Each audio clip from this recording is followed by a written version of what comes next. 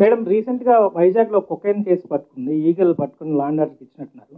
దాంట్లో కొంతమందిని తప్పించే ప్రయత్నం జరిగిందని వార్తలు వచ్చాయి. నో వే, అసలు అలాంటి పరిస్థితులు రాలేదు, రాబోదు. ఆ పొజిషన్లో ఎవరున్నా కూడా మేము చేసుకోవాల్సిన చర్యలు మేము తీసుకుంటాం. అందులో ఎవరిని తప్పించే పరిస్థితి అయితే ఎవరికి లేదు.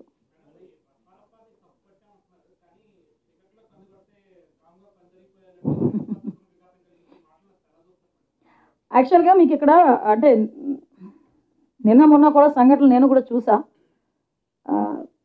విషయం ఎలా వస్తుందంటే ఆంధ్రప్రదేశ్కి ఒక బ్రాండ్ ఇమేజ్ని తీసుకురావడానికి మీరన్న ఆ పెద్ద ఆయనే 75-76 సంవత్సరాల వయసులో దగ్గర 18 గంటలు కష్టపడతా ఉంటే ఎట్టి పరిస్థితుల్లోనే ఆ ఇమేజ్ రాకూడదు, శాంతి భద్రత విఘాతం కలిగించేలాగా నోటికి వచ్చినట్టు మాట్లాడతామని చెప్పి చీకట్లో కన్ను కొడతారు, మళ్ళీ పైగా చీకట్లో ఎందుకు చంపుతాం, బయట చంపమని చెప్తాం అంటే ఈ టైప్ ఆఫ్ వర్డ్స్ ఉపయోగిస్తున్నారంటే నేను చాలా సందర్భాల్లో చెప్తానండి. మనం పొలిటికల్ లీడర్స్, మాజీ మంత్రి ఆ వ్యక్తి ఒకనొక సందర్భంలో మీరు అడ్మినిస్ట్రేషన్లో అసెంబ్లీలో కూర్చొని అధ్యక్ష అన్నవాళ్ళు.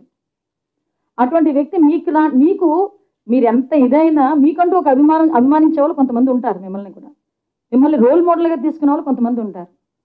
సో మీకు ఒక వయసు వచ్చింది, ఇంకొక పోటీ చేసేదంత కొడుకున్నాడు అంటే మీరు ఒకరికి ఆదర్శంగా ఉండాలి అన్నది పోయి ఏదో ఏమీ లేని నాకు ఎగిరెగిరి పడుతుందట, అన్నీ ఉన్నా కనివని ఉంటుందట. అది ఏమీ లేని ఆకులాగా కూర్చుని ఇష్టానుసారంగా అలా పడతా ఉంటే చూస్తూ ఊరుకుంటారు అనుకుంటే అలా.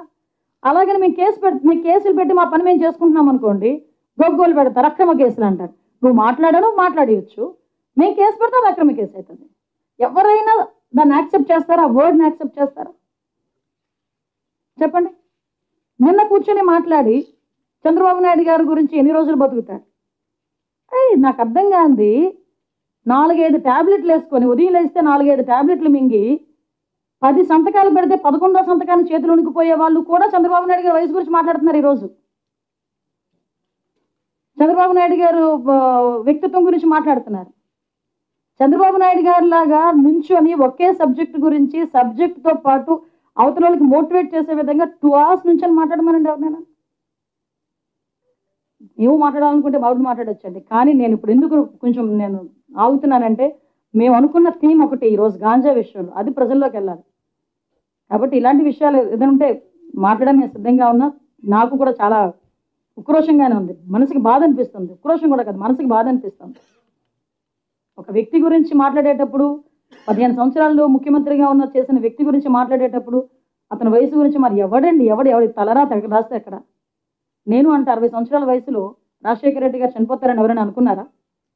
అలా చనిపోతారని ఎవరైనా అనుకున్నారా? నువ్వెవడు చెప్పడానికి పలానా టైం పలానా వ్యక్తి చనిపోతాడు, పలానా టైం పలానా వ్యక్తి బతుకుతాడని? నువ్వెవరు దేవుడువా? ఏం మాట్లాడుతున్నారు? పాలిటిక్స్లో ఉండి మా మాటలు మాకు చేతగా అనుకుంటున్నారా, లేకపోతే మేము మాట్లాడలేక అనుకుంటున్నారా? మాకంటూ ఒక రెస్పాన్సిబిలిటీ ఉంది. మా మీదంటూ ప్రజలు ఒక నమ్మకాన్ని పెట్టుకున్నారు. మేము చేస్తామని ఆశగా ఎదురు చూస్తున్నారు. ఈ రాష్ట్రాన్ని బాగు చేస్తామని ఆశగా ఎదురు చూస్తున్నారు. వాళ్ళ బిడ్డలకు ఉద్యోగాలు వస్తాయని ఆశగా ఎదురు చూస్తున్నారు. వాళ్ళ జీవితాలు బాగుపడతాయని ఆశగా ఎదురు చూస్తున్నారు. ఈరోజు నీలాంటి మాటలకి మేము ఆలోచన చేసుకొని మేము తిరిగి ప్రతీకారాలు చేసుకుంటా పోతే ఇంక మిమ్మల్ని ఎలా చూశారు, మమ్మల్ని కూడా అలాగే చూస్తారా ప్రజలు? కాబట్టి మా పని మేము చేసుకుంటున్నాం. అలాగని తప్పుడు మాటలు మాట్లాడి నోటుకు వచ్చినట్టు మాట్లాడితే మాత్రం ఊరికనే ప్రసక్తి లేదు.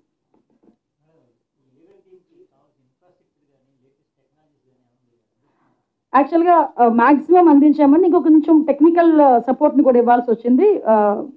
మన రవికృష్ణ గారు కూడా దానికి సంబంధించి ఏంటంటే కావాలన్నది కూడా ఇచ్చారు. ఈరోజు మీకు ఈగల్ టీమ్కి సపరేట్గా ఎక్సైజ్ సెస్ ఏదైతే 2% సెస్ ఏదైతే ఉందో అది ఈగల్ టీమ్కి ఈరోజు వచ్చేటట్టుగా గౌరవ ముఖ్యమంత్రి గారు ఆదేశాలు ఇచ్చారు. సో మనకి ఎక్సైజ్ డిపార్ట్మెంట్ నుంచి కూడా ఆ 2% సెషన్ కూడా వస్తుంది.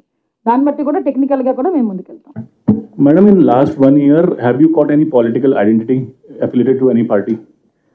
నో అలాంటిదేం లేదు. బట్ మేము రెగ్యులర్గా అంటే పొలిటికల్ ఐడెంటిటీ గురించి మేము చేయడానికని చేయట్లేదు. But we're doing in our own way, that's it. ఇందులో ఎవరినో టార్గెట్ చేయాలని కాదండి. ఫస్ట్ ఆఫ్ ఆల్ ఆలోచించుకోవాల్సిన విషయం ఏంటంటే నేనేమంటానంటే నేరస్తుడికి కులం ఉండదు, మతం ఉండదు, పార్టీ ఉండదు. నేరస్తుడే. నేరస్తుడు అయిన తర్వాత అసలు ఏంటి బిలాంగింగ్స్ ఏంటన్నది మాట్లాడుకుంటాం తప్పించి అంతవరకు మేము నేరస్తుడిలాగే చూస్తున్నాం. కాబట్టి మేము ఇంతవరకు కూడా దాన్ని అచీవ్ చేయగలిగాం. దాన్ని మళ్ళీ పొలిటికలైజ్డ్గా మేము పొలిటికల్ రంగ్ తీయాలంటే చాలా ఉన్నాయి. ఈరోజు ఎక్కడో ఒక్కర్లేదు, మేము పాడేరు అరకు దగ్గర కూర్చుంటేనే మేము తీయొచ్చు, కానీ మా థాట్ అలా లేదు.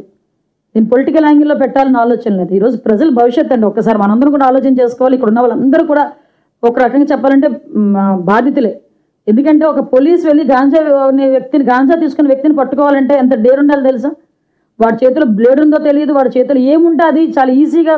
మీకు వైజాగ్లో ఒక పోలీస్ మీద కూడా అటాక్ జరిగింది ఒక 4 months బ్యాక్, గాంజా తీసుకున్నది. మీకు ఇంకో విషయం చెప్పాలి, ఎందుకు మేము ఇంత సీరియస్గా తీసుకున్నామంటే క్రైమ్లోని 10 క్రైమ్స్ వచ్చినాయి అనుకోండి, అందులోని 7 crimes based on ganja conception.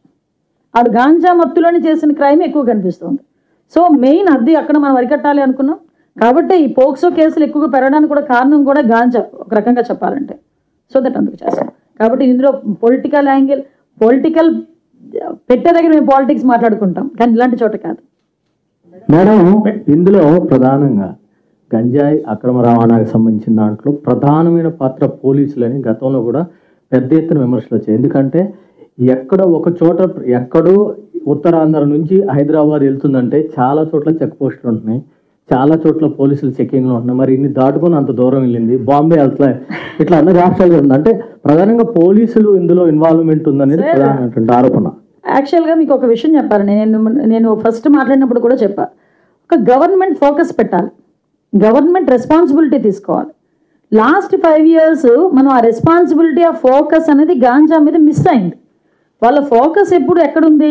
Telugu Desam party leader ఎటువైపు వెళ్తున్నాడు, జనసేన పార్టీ లీడర్ ఎటువైపు వెళ్తున్నాడు అన్న దాని మీద ఫోకస్ పెట్టారా తప్పించి, ఎవరి మీద అక్రమ కేసులు పెట్టాలన్న దాని మీద ఫోకస్ పెట్టారా తప్పించి, అరే పిల్లల జీవితాలు నాశనం అయిపోతున్నాయి, ఇన్ని గాంజా ఇలా వెళ్ళిపోతుంది, చుట్టుపక్కల రాష్ట్రాల వాళ్ళు కూడా మన వైపు వేలు పెట్టి చూపిస్తున్నారు గాంజా డ్రగ్స్ అన్నది కూడా వాళ్ళ ఆలోచన లేకుండా చేసిన తత్వం. మీరు ఇందాక అన్నారు పోలీస్ అని. పోలీస్ ఏం చేస్తారండి?